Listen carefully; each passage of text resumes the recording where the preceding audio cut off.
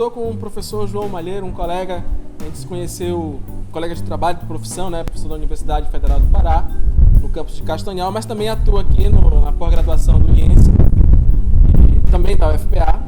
E ele vai dividir aqui um pouco com a gente sobre um curso que ele vai ministrar, que está ministrando e ministra diversas vezes, sobre como passar em processos seletivos na pós-graduação, mas também até para quem está fazendo TCC é interessante. A gente vai ouvir aqui.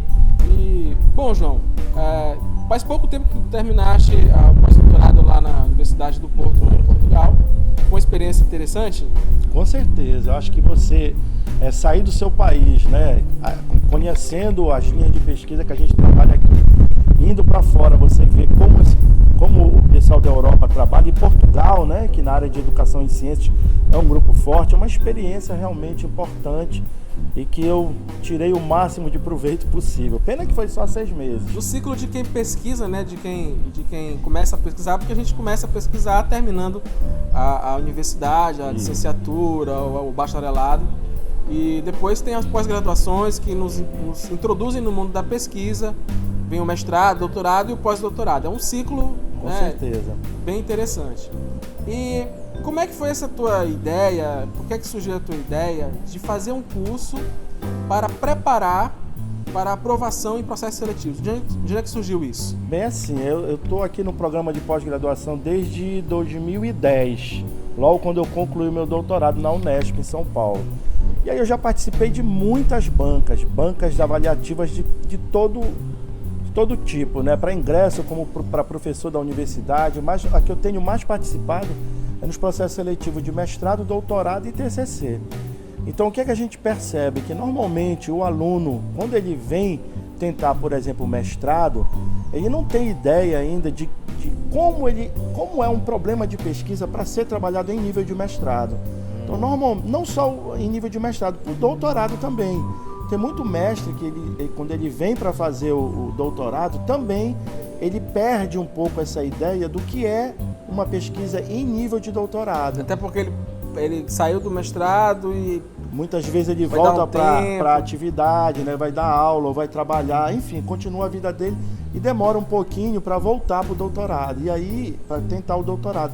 E nesse período, muitas vezes, muita coisa já mudou. Sim. Né? E a ideia, por exemplo, de você fazer uma investigação em nível de doutorado é diferente do nível de mestrado e do nível de TCC, entendeu? Então, no nosso curso, basicamente, um dos focos principais é com relação ao problema de pesquisa. São vários equívocos que, em geral, eles alguns aí que são os principais que tu percebes. O principal é a delimitação do problema de pesquisa. Então, o mestrado, o doutorado, você tem um período limite, você tem um período para cumprir aquele curso. Então, normalmente 2 anos o mestrado, 4 anos o doutorado. Então, quando você vem para fazer, por exemplo, se submeter ao mestrado, você tem esses 2 anos. Então, o teu problema de pesquisa tem que ser um problema execuível nesse período de 2 anos. Eu nem diria 2 anos, 1 ano, porque 1 ano geralmente você passa fazendo as disciplinas. Você não tem tempo para ampliar a tua pesquisa. Então, você tem praticamente 1 ano. Então, o problema de pesquisa ele tem que ser pensado para ser realizado em 1 ano. Por exemplo, então você tem que ter delimitação nesse teu problema.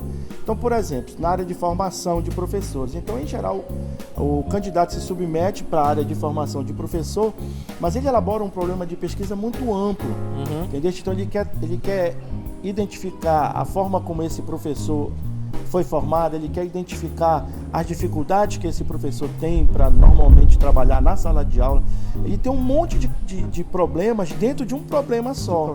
Entendeu? Então é preciso dar limite. Limitar, né? É preciso ele limitar o que ele realmente quer fazer. E nesse mini curso a gente tira praticamente 2, 3 horas só para pensar no problema de pesquisa. Da pessoa do que ela traz. Do que ele traz. Então tem um momento em que eles, geralmente no segundo dia do curso, no primeiro dia eles me entregam esses problemas, eu levo para casa, organizo todos, coloco no slide e no outro dia a gente começa a discutir um por um desses problemas. E aí, em geral, geralmente são 50, 80 participantes, não dá para olhar de todo mundo, mas pela forma que a gente vai abordando, eles mesmos vão fazendo a autocorreção. Legal. Para delimitar, para quando ele for para o problema, no momento da seleção, de já ter o problema mais ou menos delimitado. Mas não é só esse a questão, tem outros, mas esse é o mais grave. É bem grave. Que eu diria que 90% dos alunos são reprovados em virtude do problema de pesquisa. Interessante. Eu percebi que pela ementa, né, do curso, está sendo divulgada nas redes sociais, em várias situações. Qualquer coisa procura o professor... joãomalheiro.ufpa.br João Malheiro, @ufpa.br ou joãomalheiro.malheiro no Facebook. Legal. Olha, eu vou deixar aqui disponível esses links, mas assim, o projeto de pesquisa é um planejamento para a pesquisa. Certo. Então existem etapas da pesquisa, mas o próprio projeto ele é bem estruturado. Isso vai ser colocado no trabalho. Também, em geral, a gente pega, por exemplo, um edital, porque em geral os programas de pós-graduação no edital, muitos deles já colocam o que tem que ter, né? A justificativa, objetivos, metodologia. Então a gente pega geralmente 1, 2, 3 exemplos para mostrar para eles o que tem que ter, por exemplo, na introdução do projeto. Né? Eles chamam o nome de introdução ou chamam de justificativa. Então às vezes varia de um programa para o outro. Então, justificativa, o que se tem que colocar numa justificativa, né? O objetivo, por exemplo. Então, por exemplo, no final da justificativa você elenca o seu problema de pesquisa. Ok, e depois no objetivo, será que esse objetivo ele tem relação com o problema de pesquisa? Né? Então, o que a gente olha também é o problema de pesquisa e os objetivos. Objetivo geral, por exemplo. Objetivo geral tem relação direta com o problema de pesquisa? Deve ter. E os objetivos específicos? Eles são objetivos de ação ou são objetivos realmente de pesquisa? Entendeu? Então, esses erros normalmente os candidatos cometem. E claro, se eu estou avaliando o seu projeto, eu vou ver a tua maturidade acadêmica. Sim. Então, por mais que não esteja bem delimitado o teu problema de pesquisa, nem os teus objetivos, mas eu consigo perceber no candidato, na hora dele escrever, se ele já tem essa noção da pesquisa acadêmica obedecendo esses limites, né? Que há problema de pesquisa, objetivo geral, objetivos específicos. Legal. Né? Então, isso aí é o que a gente dá uma ênfase maior. Mas a gente trabalha também as outras partes também. Metodologia, por exemplo. Então, sim. Será que o teu trabalho, ele cabe que tipo de pesquisa? É uma pesquisação? Então, por exemplo, normalmente nos trabalhos de mestrado, atualmente, pesquisação já não é vista com bons olhos. Porque a pesquisação, isso pressupõe que inicialmente eu faço uma pesquisa com os meus sujeitos, detecto o problema, analiso esses problemas e eu penso numa ação. Sim. Então, se é um problema com relação a forma como o professor ensina uma determinada... Educação ambiental, por exemplo. Então, se eu detectei isso, se é pesquisação, eu tenho que voltar a essa escola, eu propus um curso de extensão, por exemplo. Então, eu tenho que voltar nessa escola, aplicar o curso de extensão, analisar esse curso de extensão e tudo isso tem que estar no meu projeto. Isso, né? Dentro de 2 anos, um ano praticamente. Que é o tempo da pesquisa principal.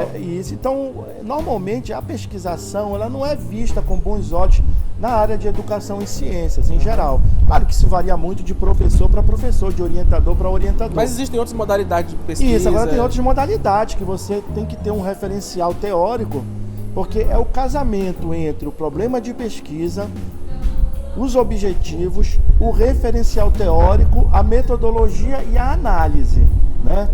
Porque se eu elaboro um problema de pesquisa, eu tenho que ter claramente na minha cabeça, né, como é que eu vou criar os objetivos e como eu vou fazer as análises depois. Sim. Então, será que o referencial teórico que eu elaborei, ele dá conta das análises? Se tem relação? Tem relação, né? Então, o problema de pesquisa, ele, na verdade, isso eu vou trabalhar bem no mini curso, né? Mostrar de que forma referencial teórico, né, objetivos da pesquisa, problema de pesquisa, metodologia e análise, como é que eles se encaixam ou não. É claro que a gente, como geralmente participam 50, 80, né? Bragança foram 150 participantes, então foi uma semana de mini curso, então não deu para contemplar todos. Mas a forma que a gente vai abordando, todo mundo que assiste, ele consegue ter essa percepção.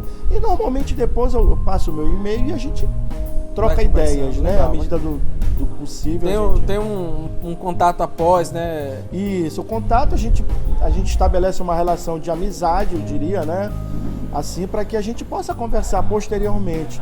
Claro, né, que eu também tenho a minha vida, né, corrida, mas à medida do possível a gente vai principalmente direcionando para os grupos de pesquisa. Então nós temos um grupo, por exemplo, de pesquisa em Castanhal, que a gente reúne toda quarta-feira lá em Castanhal, e que eu convido todo mundo para ir para lá. Eu digo, quem quiser ir, né, mas geralmente as pessoas de Belém acabam não indo. Mas um pouco mais distante. Um pouco mais distante, mas de Castanhal a gente tem um grupo já há 5 anos que a gente se encontra, e muitos colegas que participaram do nosso grupo hoje são alunos da pós-graduação, não só no mestrado quanto no doutorado.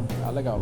Então, para a gente encerrar, além da questão de observar bem o problema de pesquisa, quais mais 1 ou 2 dicas que se percebe que para ter cuidado na hora de planejar, de escrever o seu projeto de pesquisa? Isso, acho que principalmente, como você falou, essa questão de ter o problema delimitado. Agora, quando eu penso, por exemplo, no referencial teórico, então, será que o referencial teórico que eu penso em trabalhar no meu curso futuramente de mestrado ou doutorado, será que ele vai dar conta realmente daquilo que eu estou me planejando? Então, um equívoco comum, por exemplo, num projeto que o candidato submete, ele vai trabalhar com educação ambiental. Então, no projeto, ele coloca 3 páginas só falando do histórico da educação ambiental. Então, se você vai trabalhar com educação ambiental, mas o foco da tua pesquisa não é o histórico, tu não precisa colocar no teu projeto 3 páginas falando desse histórico, onde surgiu a educação ambiental, quem foram... Não, então você vai direto para aquilo que você quer. Então, por exemplo, se eu quero trabalhar com meus alunos, qual é a concepção que eles têm de ambiente com relação ao meio ambiente? Então, vou como professor, qual é a concepção que você tem de ambiente? Então, eu não preciso falar no projeto, claro que no trabalho depois tudo bem, mas no projeto eu não preciso ampliar muito essa questão do histórico da educação ambiental. Eu posso ir diretamente para os autores que trabalham com essas concepções. Sim. Então aí eu posso trabalhar com Lucia Salvé, eu posso ir buscar Marcos Reigota, entre outros pesquisadores. Então eu vou direto nos pesquisadores que trabalham efetivamente com isso. Né? Então isso mostra para o avaliador do seu projeto que você já tem claramente na tua cabeça, né, ideia do como tu vai fazer. Quais são os autores que realmente falam do assunto principal, do tema principal do seu trabalho? Isso, então eu vou trabalhar com pesquisa qualitativa. Legal, mas que vertente da pesquisa qualitativa você vai trabalhar? Certo. Você vai trabalhar com pesquisação? Você vai trabalhar com pesquisa narrativa? Você vai trabalhar com pesquisa quantitativa? Se você for trabalhar com pesquisa qualitativa, abre um leque imenso. Quem da pesquisa qualitativa, quais os autores que vão embasar para que eu possa trabalhar dentro dessa vertente que eu pretendo no meu projeto? Né? Então, isso é o que a gente vai procurar estar trabalhando durante todo o mini curso. Legal. Não, eu não diria que nem um mini curso, é um curso mesmo preparatório. Né? Se você está pensando em fazer pós-graduação, procure o professor João Malheiro. Os links estão aqui embaixo, tem o e-mail dele, tem o contato no Facebook. E aí, procure, pode estar acontecendo um curso nesse momento. O dia que você está vendo isso eu não sei, porque está disponível agora na internet, a gente não sabe mais, mas você pode procurá-lo e ele vai atender com certeza vai dar um indicativo, alguma coisa. Isso, e além disso, Ricardo, que a gente trabalha também durante o curso, com relação a como o candidato precisa se portar durante a entrevista. Muito importante. Eu acredito que esse é um dos pontos, né? Você passa na prova escrita, você passa na avaliação do currículo, você passa na avaliação do teu projeto e muitos acabam ficando no momento da entrevista, né? Vou dizer um relato pessoal. Um amigo meu acabou de ser reprovado no doutorado porque na entrevista ele teve a chance de corrigir um erro que ele cometeu na prova escrita, deixaram ele passar para a fase seguinte, mas ele não corrigiu, ele não teve a oportunidade, ele não se tocou em corrigir aquilo que ele errou lá atrás. Ele podia ter, quando eu falei isso, eu quis dizer isso. Entendi. Porque quando a gente escreve uma coisa, a gente pensa outra. E foi uma oportunidade que ele perdeu, ele aprendeu, e eu também fiquei na entrevista, não é uma coisa à toa. Ela é muito importante. Certo. Porque veja só, a gente está focando aqui na nossa conversa no projeto, né? Deu um foco maior no projeto. Mas a gente tem que pensar, por exemplo, na prova escrita. O curso é como passar em processo seletivo. Então a gente vai trabalhar prova escrita, né? O que eu tenho que escrever na minha prova e o que eu não tenho que escrever. Porque tem muito, por exemplo, na prova escrita, muitas vezes o candidato ele vai para a prova baseado no achismo, né? Sim. Eu acho que é isso, eu acho que é aquilo. Isso não cabe numa prova de processo seletivo. Então a gente também, durante esse curso, a gente vai falando sobre os cuidados que tem que ter na prova escrita, os cuidados que tem que ter no projeto e os cuidados que tem que ter na hora da entrevista. Porque, como você falou, esse é um dos pontos. Mas existem outros que a gente normalmente, durante as entrevistas, percebe, né, no candidato.